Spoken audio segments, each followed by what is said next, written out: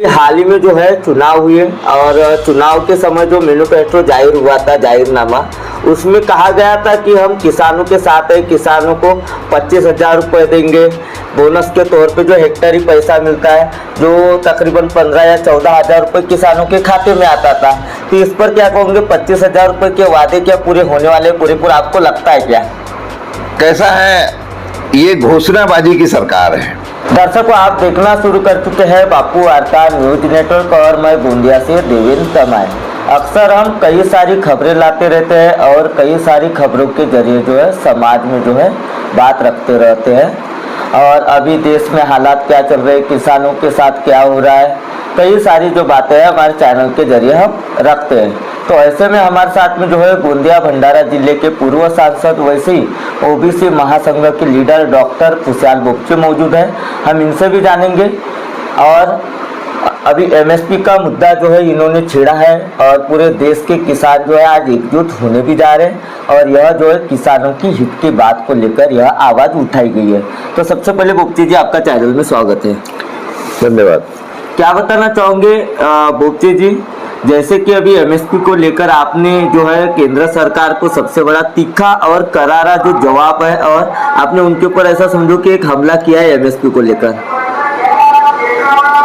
कैसा है, मैं पहले से ही किसानों की लड़ाई लड़ते आया हूं और ये किसानों का नेतृत्व मैं सालों से, मेरा राजकीय जीवन ही मतलब किसान संघर्ष से शुरू हुआ है और युवकों के समस्याओं को लेकर मतलब यूथ ऑर्गेनाइजेशन से।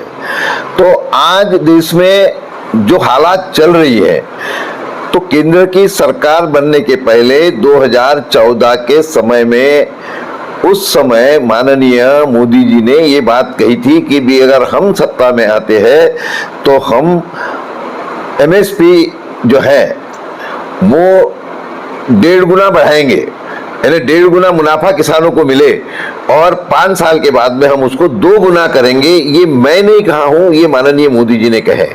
अब वो 1.5 गुना और 2 गुना ये विषय तो अलग हो गया, लेकिन मूलतः एमएसपी यानी मिनिमम सपोर्ट प्राइस, और मिनिमम सपोर्ट प्राइस निकालने की प्रक्रिया ऐसी है कि भी हमारी जो कई सालों से मांग चल रही थी कांग्रेस के जमाने में भी, कि भी उत्पादन खर्च के आधार पे किसानों को दाम देना चाहिए।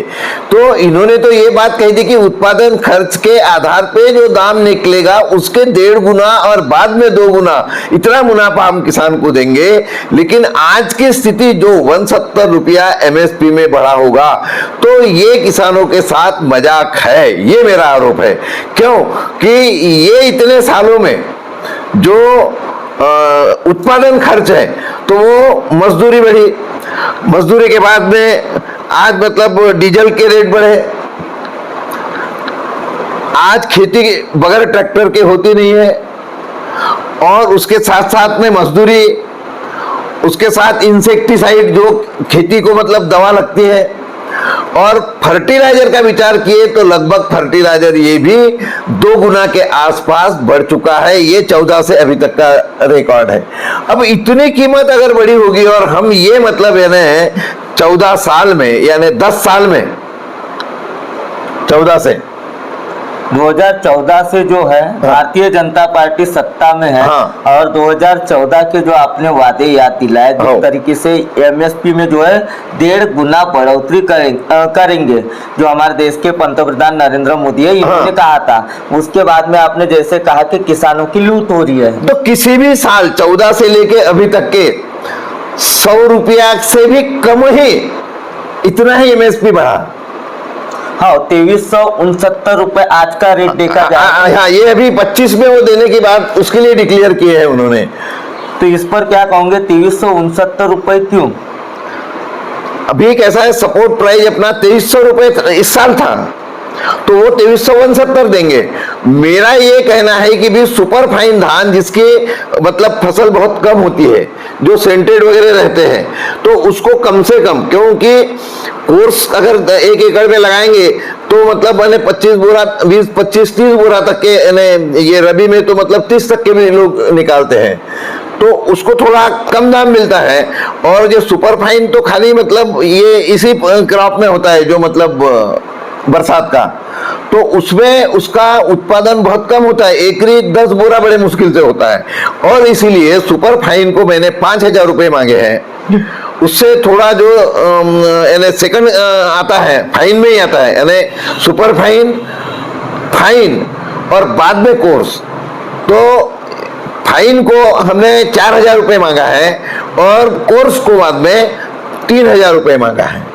ऐसा उसका ग्रेविएशन है, क्योंकि उस हिसाब से फसल में उस प्रकार का मतलब बढ़ोतरी और वो कम ज्यादा रेंज होता है। अब मैं तो हमें यानी किसान ही हूँ, मैं आज भी खेती करता हूँ और इसके कारण खेती के संदर्भ का मेरा जो अध्ययन है वो कहीं कम नहीं है। और इसके कारण जो मैंने मांग की वो आज अगर किसानों को आप 1.5 गुना 2 गुना लाभ देना चाहते होंगे तो ये तब हो सकेगा जिन बातों को मैंने मांग किया हूँ, 5,000, 4,000 और 3,000, तो तब कहीं मतलब 1.25 या 1.5 तक के मतलब किसान को आप मुनाफा देने की बात अपनी पूरी कर सकेंगे, अन्यथा वो हो नहीं सकती। वो खाली किसानों के साथ में मजाक और चकल्लस है। एक तरफ महायुति की सरकार कहती है कि हम किसानों के साथ है, हम किसानों के साथ डटकर खड़े रहते हैं, हमने किसानों के लिए सोलर पंप जैसी योजनाएं लाए, कई सारी योजनाओं की जो है बातें करते रहती है। और एक तरफ आपने जिस तरीके से एमएसपी को लेकर सवाल उठाया, तो क्या कहोगे? ये सरकार तो बिल्कुल भी किसानों के हित की नहीं है। 14 से खाली इन लोगों ने अपनी घोषणाएं की है, किसानों की बात की है। ये सरकार तो खाली मतलब यानी धर्म के नाम के ऊपर में सारे देश को यानी अंधा बनाने का प्रयास सारे जनता का आज चल रहा है। हाल ही में जो है चुनाव हुए और चुनाव के समय जो मैनिफेस्टो जाहिर हुआ था, जाहिरनामा, उसमें कहा गया था कि हम किसानों के साथ है, किसानों को 25,000 रुपये देंगे बोनस के तौर पे, जो हेक्टेरी पैसा मिलता है, जो तकरीबन 15 या 14,000 रुपये किसानों के खाते में आता था। तो इस पर क्या कहोगे? 25,000 रुपये के वादे क्या पूरे होने वाले? पूरे आपको लगता है क्या? कैसा है, ये घोषणाबाजी की सरकार है और इसके कारण ये लोग बोलने में तो कुछ भी घोषणा करते रहते हैं।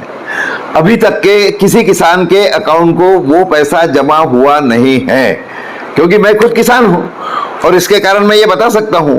अब अभी बोल रहे कि इतने तारीख को डालेंगे, उतने तारीख को डालेंगे। देश की जैसी अर्थव्यवस्था है उससे भी ज्यादा बदतर हालत तो महाराष्ट्र के सरकार की है आर्थिक दृष्टि से, और इसके कारण ये कैसा ये सब कर पाएंगे ये तो मेरे समझ में आता नहीं। और इनको दूसरे चीजों में कितना भी खर्चा करने के लिए पैसा आ जाता है, खाली किसान के नाम के ऊपर में देश के अर्थव्यवस्था का और राज्य के अर्थव्यवस्था का खाली नाम आगे किया जाता है। और इसलिए अब जब आएंगे तब मालूम पड़ेगा। लेकिन अगर इन्होंने ये बोनस का पैसा नहीं दिया तो जैसा ये एमएसपी का आंदोलन होगा उससे भी बड़ा तीव्र आंदोलन महाराष्ट्र के अंदर में ये बोनस के पैसे के लिए भी होगा, ये मैं आपको बताता हूँ। एक तरफ देखा जाए, अक्सर आपने सुना होगा, खरीफ हंगाम की जो फसल रहती है उस फसल को लेकर जो है किसान चिंतित रहता है। ऐन धूप काले का सीजन रहता है, कड़ाके की धूप रहती है, उस समय किसान जो है खेती में मेहनत करता है। लेकिन कई सारी खबरें जो है अखबारों में चलते रहती है कि 24 घंटे लाइट चाहिए, खेती में जो बोरवेल रहती है, तो किसान रात दिन मेहनत करता है, तभी तो अपने परिवार का उधर निर्वाह करता है। उस समय किसान को जो है सबसे बड़ी तकलीफ रहती है लाइट नहीं रहने की वजह से खेत में पानी की सिंचाई की। कैसा है, खेती को पानी देने के लिए उनाले में कम से कम, ठीक है हम यानी राज्य की स्थिति को समझते हैं, आप 24 घंटे भी अगर नहीं दे सके तब भी कम से कम 12 घंटे लाइट ये किसानों के लिए रहना चाहिए। तो वो 12 घंटे की भी कटौती करके आप 8 घंटे पे ला लेते हैं और वो 8 घंटे में भी और लाइन जो जाती है तो उसके कारण मैं आपको उदाहरण सहित बता सकता हूं कि कितने लोगों के धान सूख गए, यानी लोगों की ये रबी की फसल बिजली की पूरी उपलब्धता नहीं रहने के कारण बर्बाद हो गई। अरे रबी के फसल में तो आपको बोनस भी नहीं देते, रबी के फसल में आप कुछ उनको देते ही नहीं, जो खाली मतलब एमएसपी है उतना ही देते हैं। तो पहले ही एमएसपी कम है और आप अगर इस प्रकार से रहेंगे तो आपको ये किसानों की सरकार है ये कहने का हक नहीं बनता। एक तरफ देखा जाए, क्योंकि बिजली यानी ये गोंदिया भंडारे जिले में तो बिजली की कमी इसलिए नहीं होना चाहिए कि देश का सबसे बड़ा प्लांट आज हमारे तिरोड़ा में है। हम तिरोड़ा से बिजली पूरे देश भर भेजते हैं, और अगर देश भर बिजली जाती होगी तो ये तो दिए तले अंधेरे वाला काम है। यानी अपने ही गोंदिया भंडारा जिले के लोगों को हम बिजली की कटौती करके सारे दुनिया को लाइट दे रहे हैं। तो हमारा विरोध देने के लिए नहीं है, क्योंकि वो तो पैदा करते हैं, सरकार खरीदती है और उसका सर्कुलेशन देश भर होता है। तो आज कम से कम जहां ये चीज पैदा होती है वहां के किसानों को तो इसका लाभ मिलना ही चाहिए, ये मेरा कहना है। हाँ, एक तरफ अगर देखा जाए तो किसानों की हित की बात होती है, ठीक है, मानते हैं, लेकिन किसानों के साथ कहीं ना कहीं अत्याचार हो रहा है। जैसे कि मैं आपको एक उदाहरण देना चाहता हूँ। अभी सरकार के ओर से सोलर पंप, सोलर जो बोरवेल की है वो सुविधा आई है। कई सारे किसानों ने जो है अपनी डिमांड डाल के रखी थी एमएससीबी ऑफिस में, लेकिन कई सारे किसानों का कहना आता है कि हम ये सोलर स्कीम वाला जो प्रोजेक्ट है अपने खेत में नहीं लगाएंगे, क्योंकि उसके जरिए पानी की पूर्तता बराबर नहीं होती। तो इस पर आपका क्या मत है? बिल्कुल सही बात है। एक तो सोलर पंप भी ये बोलते हैं कि जो मांगेगा उसको देंगे। मैं मांगा हूं आज 1 साल हो गया। अपना एग्जांपल बताता हूं, तो मुझे आज तक के सोलर पंप का प्रोसीजर और किसानों को ये जो ऑनलाइन वाला जो प्रोसीजर है, तो सारे किसानों को ऑनलाइन का बराबर समझता नहीं है। तो वो ऑनलाइन कोई भी स्कीम के लिए करने में उनको किसी का तो भी सहारा लेना पड़ता है। तो इसके कारण भी बहुत सी स्कीमें ऐसे ही निकल जाती हैं। और जो बिजली यानी अपनी रेगुलर वाली जो बिजली है, तो उसके बगैर खेती पक नहीं सकती। हाँ, मात्र सोलर के भरोसे खेती पक नहीं सकती, क्योंकि कभी वो सोलर चलता है, नहीं चलता है, बाद में कभी बदली आ गई, कुछ आ गया, तो मतलब रिचार्ज उसका नहीं होता है, और उसका मेंटेनेंस भी जो है वो प्रॉपर वे में होता नहीं, और उसके कारण सोलर से खेती होगी ऐसा मुझे नहीं लगता। हाँ, एक तरफ आपने सुना होगा, अभी कई सारे किसानों ने जो है आवेदन करके रखा था, डिमांड डाल के रखी थी कई सारे किसानों ने, लेकिन ऐसे में क्या हो गया कि महाराष्ट्र सरकार ने एक स्कीम निकाली कि सोलर पंप की, और सोलर पंप के जरिए जो है अपने खेत में आप पानी की निर्मित करो, बिजली की कोई जरूरत नहीं। तो कई सारे जो किसान हैं उनकी डिमांड कैंसिल हो चुकी है। इस पर आपका क्या मत है? हाँ, कैंसिल हो चुकी नहीं, मैं उसका एग्जाम्पल हूँ। मैंने अपने खेत के लिए डिमांड भरा था, तो वो डिमांड से 5-7 साल से तो पंप लगा ही नहीं, और ये सोलर का कायदा निकलने के कारण उन्होंने बोल दिया कि अब हम आपको पंप नहीं दे सकते खेती के लिए। तो आपके पैसे, जो मेरा जो डिमांड के पैसे थे, वो डिमांड के पैसे उनके पास जमा है, तो बोले आप हमको चेक दो, हम आपको चेक के मार्फत आपके पैसे वापस करेंगे। वो कहीं जाने की गरज नहीं है। मेरा खुद का एग्जाम्पल है, मेरे को पंप पे मतलब बिजली नहीं मिली है, जबकि मैंने आज के 5-7 साल पहले ये डिमांड के पैसे भर चुका था। ये तो इनका आज कानून बना होगा, और इसलिए ये किसानों के साथ, ये जब यानी एक मेरे साथ ये अन्याय हो सकता होगा तो सब किसानों के साथ हो रहा है, ये तो मुझे समझ में आता है। यानी किसानों ने अपने बिजली के पंप की डिमांड भरने के बाद में भी आज सरकार उनको पंप नहीं देती, क्योंकि इन्होंने बोला अब हमारा सोलर प्रोजेक्ट चलेगा। तो तो सोलर ठीक से चल रहा है ना, तुम किसानों को मतलब बिजली देते हो। तो ये यानी जो किसानों की डिमांड पूरी जो सरकार नहीं कर सकती, वो सरकार किसानों की कैसे हो सकती है? एक तरफ कई सारे आवेदन तकरीबन आज से, आपने जैसे कि बताया कि मेरा 6 साल पहले से डिमांड वहाँ पे जमा है, उसके भी पहले से था, 6 साल पहले से डिमांड वहाँ पे जमा है। ऐसे कई सारे किसान हैं, और कायदा आया 2024 में जहाँ तक के, तो 2024 के पहले जो डिमांड थे, जिन्होंने पेड किए थे, उनको तो कम से कम मीटर परमिट होना चाहिए था। बिल्कुल, जिन्होंने पहले मांगा है। और मैं ये कहता हूं कि भी सोलर का जो अपने इच्छा से लगाना चाहते हैं उनको देना चाहिए, ये कंपलसरी नहीं करना चाहिए कि सोलर आया इसलिए अब तुमको हम रेगुलर पंप का तुम्हारा डिमांड से यानी पंप नहीं देंगे। क्यों कि बिजली का जो पंप होता है उसमें और इसमें थोड़ा फर्क है, और उसमें इसकी क्षमता और उसके क्षमता में अंतर है। लेकिन गर्मी में फसल लाने के लिए बड़े क्षमता की आवश्यकता होती है, और इसके कारण सोलर से सारी खेती पक जाएगी ऐसा बिल्कुल नहीं है। इसमें किसान पूरी तरह से मारा जाएगा। मुफ्ती जी, एक सवाल है, जैसे कि आपने कहा कि मैं भी खुद किसान हूँ, मैंने भी खुद डिमांड जो है पेड किया था एमएससीबी ऑफिस में, जो भी है फाइन, अननेचुरली साधारण फाइन जो भी है, फाइन भी पुटअप कर दिए। अब ऐसे में सोलर प्रोजेक्ट आ गया, सोलर प्रोजेक्ट आने के बाद में जिन लोगों ने डिमांड भरे उनका क्या?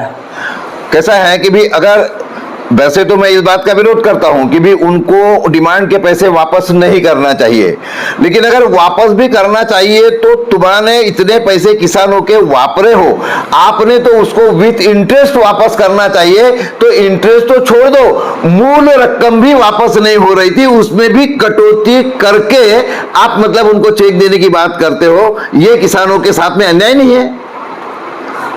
एक सवाल है, किसानों के हित की बात कहीं भी कही जाती है, लेकिन किसानों के साथ आज अन्याय अत्याचार हो रहा है। जैसे कि आपने बताया कई सारे विभिन्न जो है प्रोजेक्ट जो है ग्रामीण क्षेत्र में और ग्राउंड लेवल पे लाए जा रहे हैं, जैसे कि तालाब खुलीकरण हो गया, गाड़ मुक्त अभियान हो गया। ऐसे कई सारे जो है किसानों के खेती के संदर्भ में तालाब में पानी की सिंचाई होना चाहिए, इसलिए प्रोजेक्ट लाए जाते हैं। आपको क्या लग रहा है कि खेती के लिए और किसानों के हित के लिए मछली गड्ढे का प्रोविजन, ऐसे कई सारी स्कीमें आती है कि ये काम बराबर होते हैं ग्राउंड लेवल पे? अब ये मुझे तो ऐसा लगता है कि महाराष्ट्र के अंदर में जल युक्त शिवार के नाम से इन लोगों ने जो योजना रबवाई है वो भ्रष्टाचार का कुरन है। क्यों कि आज आप छान करो ना, अभी भी इनकी पूरी लिस्ट निकालो कि उनसे तालाब के ये गाड़ निकालने से कितनी सिंचन क्षमता बढ़ी। कागज पे तुमने बढ़ा लिए होंगे, लेकिन एक सर्वे करो ना, मैं चलता हूं साथ में और ये जलयुक्त शिवार का पूरा पोल आपके सामने खोल देता हूं, लेकिन एक बार पानी के आ जाने के बाद में कायदे से वो ये कहेंगे कि भी पानी आ गया तो हमने जो काम किए थे वो मतलब नहीं दिख सकता। तो ये एक आधार लेकर ये पूरी योजना का जो भ्रष्टाचार है वो लोगों के सामने नहीं आ सकता, और ये भ्रष्टाचार का बहुत बड़ा कुरन है, ये मेरा आरोप है। तो बोपचे जी, आगामी समय में यदि जो आपने बात रखी एमएसपी को लेकर, यदि अगर आपकी मांग पूरी नहीं हुई तो आपकी आगे क्या भूमिका रहेंगी? अहम भूमिका। मेरी भूमिका, मैं वैसे ही पूरे मतलब राष्ट्रीय स्तर पे ही काम करता हूँ, और खास तौर पे तो अपने महाराष्ट्र में गोंदिया, भंडारा, चंद्रपुर, गढ़चिरौली, उधर रामटेक और थोड़ा कामठी, इस साइड में जो मतलब धान पैदा होता है, उधर बंबई में, ठाणे, रत्नागिरी, सिंधुदुर्ग, इन जिलों में धान होता है। तो जो धान उत्पादक जिले हैं उन सब जगह पे जाके जन जागृति करके और महाराष्ट्र के साथ साथ में पूरे देश के धान उत्पादक किसानों का अलग जगाने का काम आने वाले भविष्य में मेरे से होगा, ये मैं आप लोगों को बताना चाहूंगा, और जल्दी ही इसके संदर्भ की बैठक मैं दिल्ली में करने वाला हूं। तो दर्शकों, हमारे साथ में थे गोंदिया भंडारा जिले के पूर्व सांसद डॉक्टर खुशहाल बोपचे। जैसे कि आपने अभी सुना होगा एमएसपी को लेकर और 2014 के वादों को लेकर जो वादे याद दिलाए गए, किसानों के हित की सरकार है या नहीं है, बखूबी आपने हमारे चैनल के जरिए देखा। तो दर्शकों, बहुत ही जल्द अगले पार्ट में मिलेंगे। मैं गोंदिया से देवेंद्र दमाई।